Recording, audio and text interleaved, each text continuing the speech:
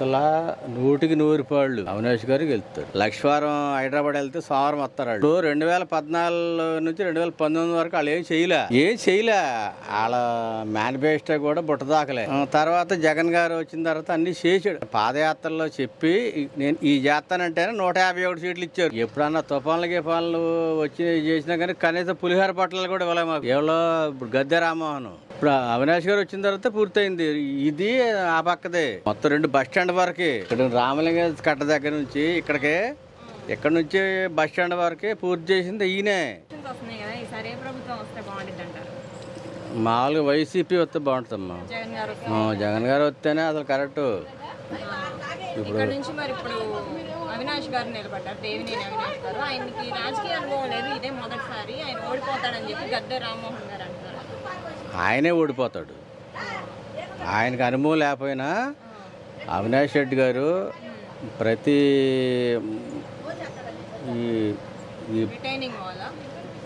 ప్రతి ఏరియాలో తిరిగి ఆయన వచ్చిన తర్వాత రిటైర్న్ వాళ్ళు తీసుకొచ్చాడు. మరి రామ్మోహన్ గారు ఏంటి నేనే తీసుకొచ్చానని చెప్పి? లేదు ఆయన ఎక్కడ తీసుకొచ్చాడు. అక్కడికెక్కడో గట్టి ఒక 1/4 కిలోమీటర్ గట్టి వదిలేశారు వాళ్ళు 2014లో.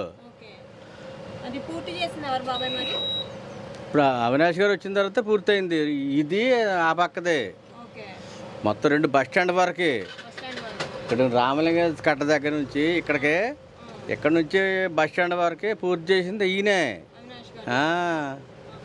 రామ్మోహన్ అసలు ఏం చేయలే. ఎప్పుడన్నా తుఫాన్లు గిఫాన్లు వచ్చి చేసినా కానీ కనీసం పులిహార పట్టాలు కూడా ఇవ్వలే మాకు. ఎవరో ఇప్పుడు గద్దె రామ్మోహన్. ఏ వేస్ట్ అమ్మా వీళ్ళు. 2 సార్లు అసలు పొరపాటున కరోనా టైంలో చంద్రబాబు ఈ పవన్ కళ్యాణ్ వీళ్ళందరూ హైదరాబాద్లో దాక్కున్నారు. ఏసూరులో పడుకొని మా లక్ష్మీవారం నాడు ఇక్కడికి వస్తారు. మళ్ళీ సోమవారం ఇప్పుడు ఇక్కడ లక్ష్మీవారం హైదరాబాద్ వెళ్ళిపోతారు. మళ్ళీ సోమవారం ఇక్కడికి వస్తారు. లక్ష్మీవారం దాకా ఉండి మళ్ళీ ఎవరికాళ్ళు ఒకడు ఫామ్ హౌస్కి ఒకడు జూబ్లీ హిల్స్కి వెళ్ళిపోతారు. అది అవినాష్ రెడ్డి మామూలు జగన్మోహన్ రెడ్డి.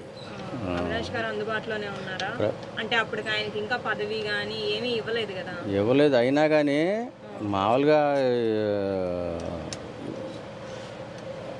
ఎక్కువ జగన్మోహన్ రెడ్డి గారు చేశాడు.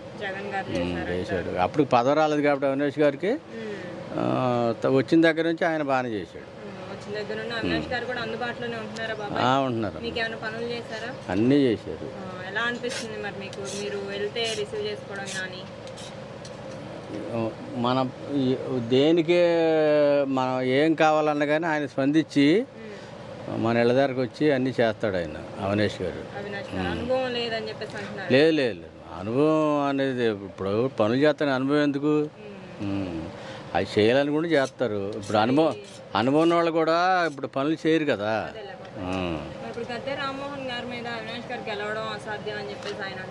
అసలు 100% అవినాష్ గారు గెలుస్తారు. అసలు గద్దె రామ్మోహన్ అనేది సోదిలో లేని మాట. అసలు రాలే.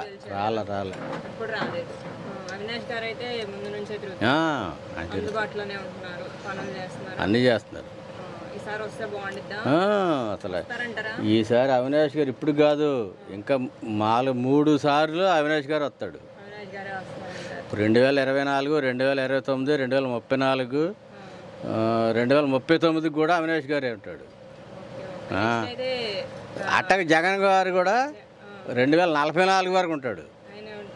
2044 వాళ్ళేంటమ్మా అవన్నీ వేస్ట్ మాటలు. అసలు వాళ్ళకి ఎవరు ఓట్లు వేసేది కాదు. ఇప్పుడు తెలుగుదేశాన్ని నేను చెప్పాను ఇందాక లక్ష్మీవారం హైదరాబాద్ వెళ్తే సోమవారం వస్తారు వాళ్ళు. వాళ్ళకి ఎవరు ఇప్పుడు 2014 నుంచి 2019 వరకు వాళ్ళు ఏం చేయలే. వాళ్ళ మేనిఫెస్టో కూడా బుట్టదాకలే. తర్వాత జగన్ గారు వచ్చిన తర్వాత అన్నీ చేసాడు. ఆయన పాదయాత్రలో చెప్పి నేను ఈ చేస్తానంటేనే 151 సీట్లు ఇచ్చారు. ఆయన అప్పుడు చేయలేవి. నేను చేస్తానంటే 151 ఇచ్చారు. మరి ఇప్పుడు వాళ్ళకి ఈ ఈ 2024 4 సీట్లు వస్తాయి. ఆ, 4 నాలుగేనా? 4 ఆ, అంతకని మాకే వస్తాయి అంటున్నారు. నేను చెప్పిన 4 వస్తాయి. ఆ 4 కూడా నమ్మకం లేదు.